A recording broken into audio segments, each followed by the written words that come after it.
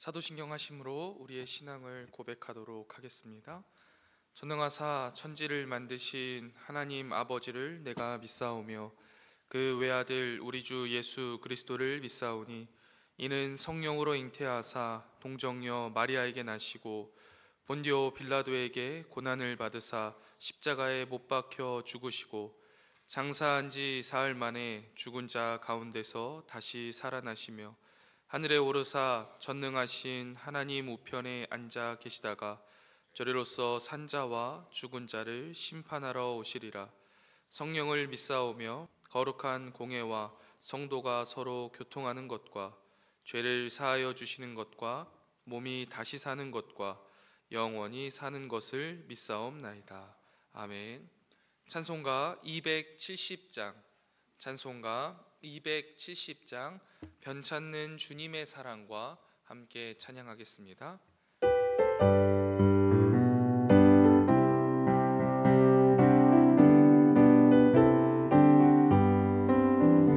변찮는 주님의 사랑과 거룩한 보혈의 공로를 우리 다 찬양을 합시다. 주님을 만나볼 때까지 예수는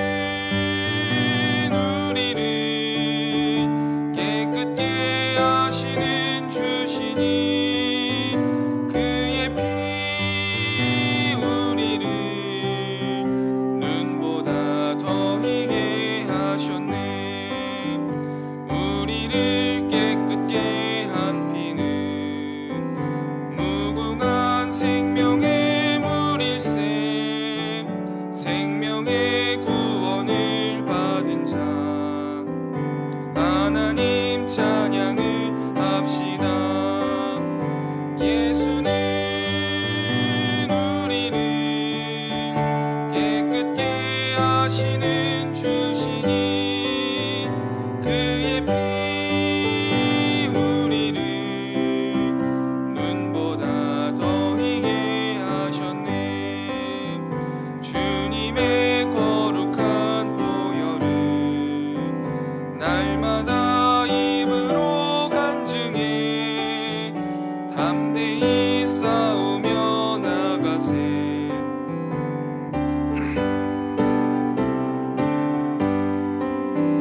예수는 우리를 깨끗게 하시는 주시니 그의 피 우리를 눈보다 더 희게 하셨네. 십자가 단단히 붙잡고 날마다 이기며 나가세.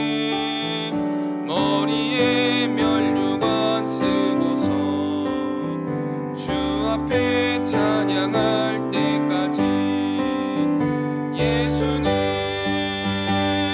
우리를 깨끗게 하시는 주시니 그의 피 우리를 눈보다 더 희게 하셨네.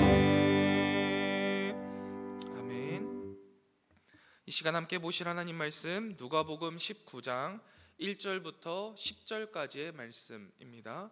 누가복음 19장 1절부터 10절까지의 말씀.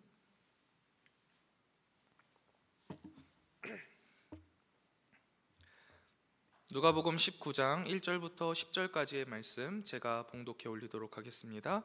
하나님 말씀입니다. 예수께서 여리고로 들어가 지나가시더라. 삭개오라 이름하는 자가 있으니 세리장이요 또한 부자라. 그가 예수께서 어떠한 사람인가 하여 보고자 하되 키가 작고 사람이 많아 할 수 없어 앞으로 달려가서 보기 위하여 돌 무화과 나무에 올라가니 이는 예수께서 그리로 지나가시게 됨이로라. 예수께서 그곳에 이르사 쳐다보시고 이르시되 삭개오야 속히 내려오라. 내가 오늘 내 집에 유하여야 하겠다 하시니 급히 내려와 즐거워하며 영접하거늘 뭇사람이 보고 수군거려 이르되 저가 죄인의 집에 유하러 들어갔도다 하더라. 삭개오가 서서 주께 여짜오되 주여 보시옵소서, 내 소유의 절반을 가난한 자들에게 주겠사오며 만일 누구의 것을 속여 빼앗은 일이 있으면 내 갑절이나 갚겠나이다. 예수께서 이르시되 오늘 구원이 이 집에 이르렀으니 이 사람도 아브라함의 자손이미로다. 인자가 온 것은 잃어버린 자를 찾아 구원하려 함이니라. 아멘. 이 새벽 말씀을 묵상하게 하신 하나님께 감사드리며 주어진 말씀을 통해 오늘 하루를 살아갈 영의 양식을 주실 것을 기대하며 말씀 앞에 겸손히 나아가는 이 새벽 되기를 소망합니다. 오늘 우리는 누가복음에 등장하는, 또 우리가 잘 알고 있는 삭개오 이야기를 통하여서 예수 그리스도의 놀라운 사랑과 구원의 은혜를 깊이 묵상하고자 합니다. 오늘 이야기는 예수님의 은혜가 우리의 삶을 얼마나 완벽하게 변화시킬 수 있는지에 대한 생생한 증언이자 동시에 하나님께서 우리를 향해 가지시는 무한한 사랑과 주권적인 은혜가 있는 감동적인 드라마입니다. 먼저 삭개오에 대해서 한번 살펴보겠습니다. 성경에 기록하고 있는 삭개오는요, 세리장이자 부자이고 키가 작다라고 소개하고 있습니다. 당시 유대인들에게 세리는요, 로마의 앞잡이로 불리면서 경멸의 대상이었습니다. 예수님 당시에 이스라엘은 로마 제국의 지배하에 있었고요, 로마는 세금을 징수하는 일을 위해 유대인들 가운데의 사람들을 골라 그들을 세리로 삼았습니다. 그렇기 때문에 이들은 로마의 앞잡이, 민족의 배신자로 인식되었던 거죠. 우리가 이미 살펴본 누가복음 5장 30절에 보면요, 이 세리가 어떻게 사회 가운데 취급되는지를 볼 수 있는데요, 창기나 여러 죄인들과 동일한 취급을 받아야만 했습니다. 종교적으로 부정한 자로 낙인 찍혀 있었던 것이죠. 우리 한국 사람들은요, 감정적으로 이해하기 좀 비슷한 경우가 있는 것 같아요. 그게 바로 일제강점기 치하에 있을 때 우리 한국을 팔아넘겼던 친일파를 생각하시면 그 감정적 이해가 매우 비슷할 것 같습니다. 동족 유대인들로부터 손가락질 당하면서 죄인 취급을 받았지만 이 세리들은요, 또 자신들 나름대로 연합체를 구성해서 자신들의 권리를 보호하면서 부를 축적하기 시작했습니다. 로마의 힘을 등에 업고 직업의 안정을 구축한 거죠. 그런 세리 연합이 있었고 그 세리 연합의 우두머리, 세리장이 바로 이 삭개오였던 겁니다. 세리장이 될 정도였기 때문에 아마 그는 그 세계에 오랫동안 몸담고 있었을 것으로 추정이 되고, 또 굉장히 세금을 잘 걷었으며 또 나이는 한 중년쯤은 되었을 것이다 라고 추측해 볼 수 있을 것 같습니다.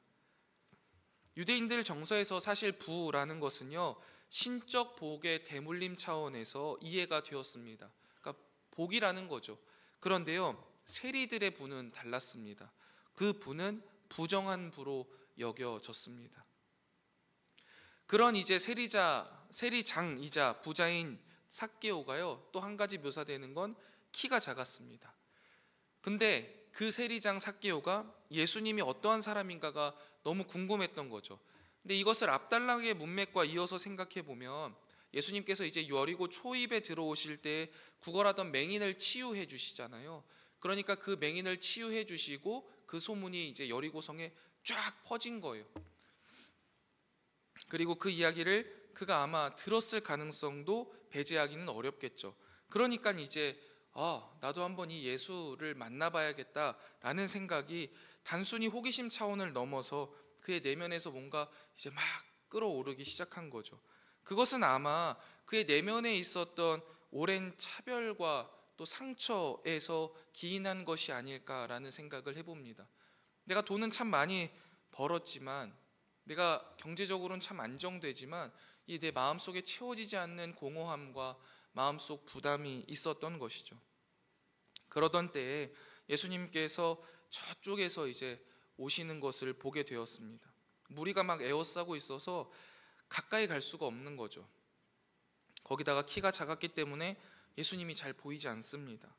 삭개오는요, 더 앞으로 나가야겠다 하고 막 나가려고 하는데 너무 많은 사람들 덕분에 나아갈 수 없었습니다. 특별히 세리였던 그의 사회적 지위로는요, 결코 그 무리를 뚫어낼 수가 없는 거죠. 누가 앞에서 자꾸 이렇게 밀쳐서 보니까 세리인 겁니다. 그러니까 사람들은 막 밀쳐버리는 거죠. 네가 뭔데 이 자리에 나오느냐라는 거예요. 차갑고 따가운 시선을 다시 한번 받았을 겁니다. 길을 내어주지 않는 거죠. 그는 그가 할 수 있는 최선을 다해서 예수님의 얼굴이라도 한번 보기 위해 돌 무화과 나무에 오르기로 했습니다. 여러분 생각해 보시면 이게 참 우스꽝스러운 돌발 행동입니다. 적어도 중년이라고 치면은 40대, 뭐 조금 젊게 봐도 뭐 30 중후반 때의 아저씨가 나무에 기어 올라가서 뭔가를 해보겠다고 하는 겁니다. 그렇게 올라가면서 보는 그 삭개오의 모습을 상상해 보면, 그가 얼마나 이 갈망이 가득했는지, 정말 그 마음 가운데 무언가 부족함을 어떻게든 해결해 보려고 하는 그의 참 서글픈 인생이 보이는 것 같습니다. 그런데 우리가 여기까지 이야기를 보면서 이제 보통 이런 생각을 하게 됩니다. 야, 삭개오가 그래도 참 대단하다. 예수님을 그렇게 찾고 또 그렇게 열정적으로 나아가는 모습 참 귀하다. 배워야지. 맞습니다. 맞는데요, 그 자신이 세리여서 가지고 있었던 여러 사회적인 한계나 키가 작다는 육체적인 한계를 뛰어넘었다는 점, 굉장히 칭찬할 만한 일입니다. 그런데 삭개오가 이렇게 예수님을 만나기 위해서 아등바등 하고 있을 때 예수님은 무엇을 하고 계셨는가를 우리는 거꾸로 생각해 봐야 합니다. 삭개오가 했던 이 모든 일들을 통하여서 과연 그가 지금 우리가 알고 있는 그 이후의 이야기, 예수님을 만나고 함께 식사를 하고 그 가운데 복음의 소식을 듣고 그의 삶이 완전히 뒤바뀌는 것을 과연 이 삭개오의 노력으로 할 수 있는 일이었을까요? 그렇지 않죠. 오늘 본문 5절 말씀을 보면 돌 무화과 나무 위에 올라가 있는 삭개오를 예수님께서 쳐다보시고 어떻게 하십니까? 삭개오야, 속히 내려오라. 내가 오늘 내 집에 유하여야 하겠다라고 말씀하십니다. 예수님께서는요, 그 삭개오를 보고 그의 이름 삭개오라고 부르십니다. 예수님은요, 이미 알고 계신다는 거예요. 삭개오의 이름을 부르셨다는 건 이름을 알고 계신다는 거고, 당연히 하나님이니까 알고 있지라는 의미가 아니라 그의 과거와 현재의 모든 상처와 아픔을 알고 계시다라는 뜻입니다. 그저 한 사내의 돌발 행동이 예수님의 시선을 사로잡은 게 아니라는 거죠. 조금 더 쉽게 말씀드리자면 예수님과 삭개오의 만남은 우연도 아니고 삭개오의 노력으로 인해 이루어진 일도 아니라는 거예요. 삭개오는 예수님을 알기 원했지만 예수님은 이미 그가 누구인지를 알고 계셨습니다. 그의 이름을 부르시며 그의 집에 유하여야겠다고 말씀하시죠. 삭개오가 나름대로 치열하게 여러 장애물을 극복해서 예수님을 만나려 애썼습니다. 그러나 예수님은 그를 만나기 위해 바로 오늘 이 순간을 위해 먼 길을 오신 것이죠. 삭개오는 예수님이 자신을 향해 오고 있다는 사실을 추호도 알지 못했을 겁니다. 수많은 사람들이 삭개오를 향해 죄인이라고 정죄하고 손가락질할 때 예수님은 그를 뭐라고 말씀하시는 거예요? 잃어버린 나의 자녀로 보시는 거예요. 아브라함의 자손이라는 거죠. 이렇던 예수님은요, 우리의 허물과 죄악에도 불구하고 우리를 품으시며 우리에게 사랑으로 다가오시는 구원자이심을 오늘 본문을 통해서 우리는 다시 한번 보게 되는 것입니다. 여러분, 우리의 삶도 우리의 믿음도 마찬가지 아니겠습니까? 우리가 하나님과의 관계에서 멀어져 있다라고 느끼거나 영적인 갈급함과 고독 가운데 이 자리에 나아오셨다면 기억하시면 되겠죠.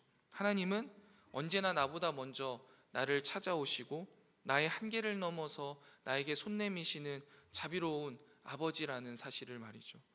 그렇게 예수님은 삭개오를 내려오게 하시고 그의 집에서 식사를 하며 그와 함께 거하십니다. 아시겠지만 이것은 당시 유대 사회에서 매우 충격적인 사건이었습니다. 죄인들과 식사를 하고 그의 삶에 들어가서 그의 친구와 가까운 관계를 맺는다. 이것은 매우 충격적인 사건이죠. 그러나 예수님은 이러한 일들을 끊임없이 반복하시면서 이것이 복음의 본질이라는 것을 알려주고 계십니다. 예수님은 우리를 만나시고 그저 이름 한번 부르시고 삭개오야, 삭개오야, 참 잘 살았다, 수고했다, 악수하고 다독이고 그냥 지나가시는 분이 아니라는 거예요. 우리의 삶의 가장 깊은 곳, 우리의 삶의 가장 아픈 곳을 찾아오셔서 우리와 교제하시고 깊이 어루만져 주시고 회복시켜 주시는 분이시라는 거죠. 예수님은 그렇게 우리를 찾아오셨고 이것이 복음이라고 우리에게 가르쳐 주셨습니다. 그렇다면 우리가 그 사랑을 받은 자로서 이것을 우리의 삶에도 또 믿음의 공동체에도 적용할 수 있었으면 좋겠습니다. 여러분, 이 시대가 너무 개인주의화 되어버려서요, 깊이 있는 교제와 나눔이 많이 사라진 것 같습니다. 특별히 교회 공동체 안에서 그저 일주일에 한 번 가볍게 인사를 나누는 정도의 관계가 편하고 좋은 것이죠. 그것으로 족하다고 생각하는 경향이 참 많은 것 같습니다. 이것은 아마 젊으면 젊을수록 더욱더 두드러지는 모습인 것 같아요. 예배 때 옆자리에 앉아있는 사람의 이름을 모르는 것은 이제 평범한 일이고요. 기도 제목도 당연히 모릅니다. 어떠한 아픔이 있는지, 도대체 이 자리에 왜 나와 있는지, 또 그와 함께 할 수 있는 것이 무엇인지 우리는 고민하지 않습니다. 그저 일주일에 한 번 같은 방향을 바라보면서 하나님의 말씀을 듣고 웃으면서 인사하는 것으로 믿음의 공동체는 족하다라고 생각을 하게 되는 것이죠. 제가 이제 선배들에게 들은 말 중에 복음은 지지고 볶는 게 복음 아니냐라는 이야기를 들은 적이 있어요. 지지고 볶음이라는 거죠. 그래서 참 그냥 우스갯소리로 듣고 지나갔는데 종종 이 말이 떠오릅니다. 그냥 웃자고 한 말은 아닌 것 같아요. 여러분, 지지고 볶아야 복음이 우리 가운데 복음 있게 활력 있게 살아내지는데 우리는 지지고 볶는 게 너무 힘들고 어렵고 귀찮고 힘든 거죠. 예수님은 삭개오의 이름을 부르시고 그의 삶의 가장 중심부로 들어가셔서 그와 함께 식사하시고 교제하시고 회복시키셨는데, 그리고 그 예수님이 우리의 삶에도 가장 중심부에 들어오셔서 우리와 교제하시고 우리의 삶을 회복시키시는데, 과연 우리는 서로의 삶에 어떻게 나아가고 있는지, 과연 나는 내 옆에 있는 성도를 향해, 지체를 향해, 형제 자매를 향해 과연 나아가고 있고 그의 삶의 중심부에 들어가서 교제하고 회복하고 지지고 볶는 복음의 역할을 감당하고 있는지를 우리가 말씀을 통해서 다시 한번 생각해 볼 수 있었으면 좋겠습니다. 이렇게 복음을 마주한 삭개오, 예수님을 만난 삭개오, 이 삭개오는요 즉각적으로 변화된 삶을 선언하게 됩니다. 그의 결심을 보시면요 단순한 윤리적인 행동이 아닙니다. 복음이 일으킨 마음의 변화이자 삶의 변화입니다. 삭개오의 삶에 들어간 이 회개는요 자신의 힘으로 이루어진 것이 아니라 성령의 역사이며 하나님의 은혜의 역사인 것이죠. 여러분, 이렇게 본질적인 복음을 받아들이게 되면요 회개하게 됩니다. 그리고 진정한 회개는 언제나 행동으로 나타나게 되는 것이죠. 복음이 우리 안에서 역사하시면 우리의 삶은 이전과 다른 삶, 곧 하나님의 사랑과 정의를 실천하는 삶으로 변화된다는 것이죠. 오늘 우리도 이 삭개오처럼 주님 앞에서 진정한 회개의 열매를 맺게 되기를 주님의 이름으로 축원드립니다. 말씀을 정리해 보겠습니다. 오늘 본문 말씀 마지막인 9절부터 10절에 기록되어 있듯이 예수님께서 이 땅에 오신 이유는 바로 잃어버린 자를 찾아 구원하려 하심이었습니다. 이것을 꼭 기억하시기 바랍니다. 예수님은 삭개오를 구원하시기 위해 여리고성에 가신 겁니다. 우리를 구원하시기 위해 이 땅에 오신 겁니다. 그 사랑에 감사하고 감격하는 인생이 되었으면 좋겠습니다.